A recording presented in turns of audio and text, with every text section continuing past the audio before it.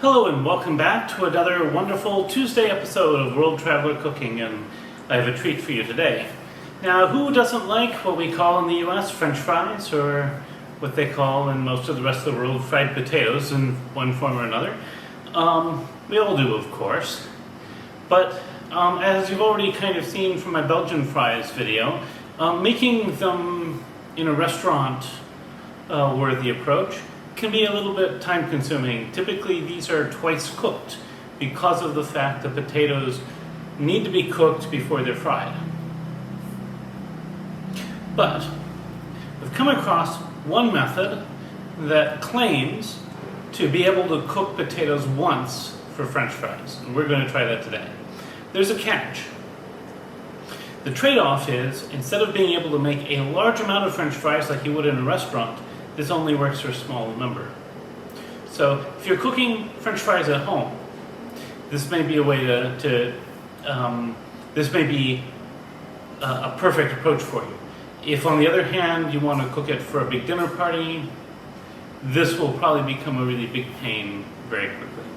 The secret is that we do something we almost never do when we're frying, and that's that we start everything from room temperature. The reason, of course, is that this gives the potatoes a chance to cook before they fry.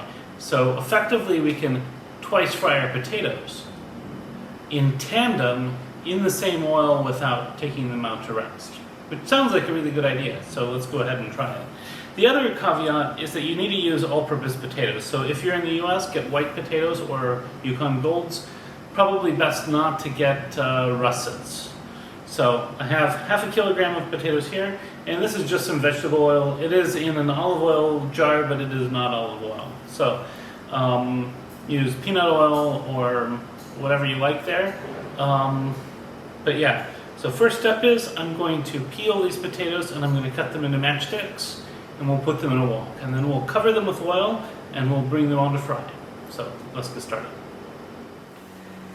So first thing we'll do before we turn on the stove is we will add oil. And if you have some old oil, you can add it first, which is what I'm doing here. And I'm going to stir these in the oil quickly before I add the new oil. And the reason for that is just to make it less likely that they'll stick together.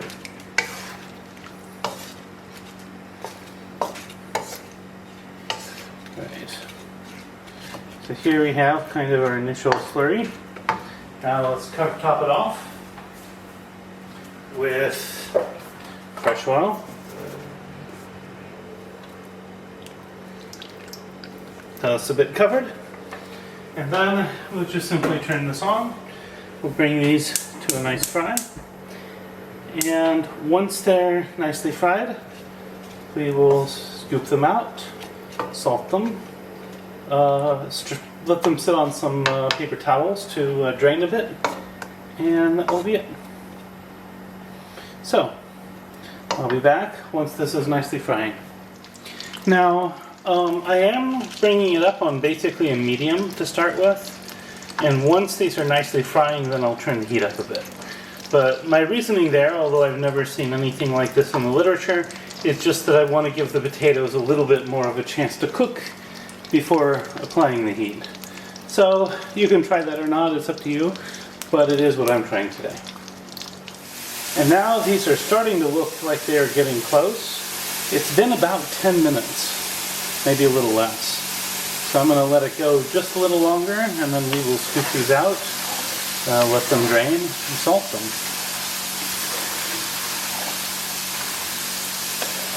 These are actually now, part of the secret to this style, I think, is cutting them thin. I think if they were thicker, you'd have more problems with water retention. But as long as they're thin, then cooking in the oil as the oil gets warm may be enough. But we'll see as these drain and we salt them whether they get soggy or not. That's basically the test here, right? So just another couple minutes and looks like we'll be done. Okay, so these are looking pretty good. So I'm going to start scooping them out. I'm going to turn off the heat. They're feeling really good inside the strainer too. So we'll see how all this comes out. But I'm pretty optimistic at this point. I think this is looking really pretty good. So this is what half a kilogram of potatoes yielded. Next I'm going to toss with a bit of salt. And I'll just take a few for a taste test.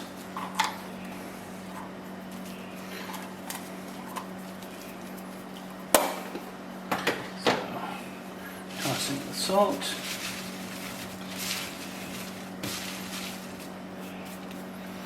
Alright, I'm just going to take a few for a taste test, and then we'll just start on that. And now for the taste test. I'm going to try one of these ones that's pretty thin.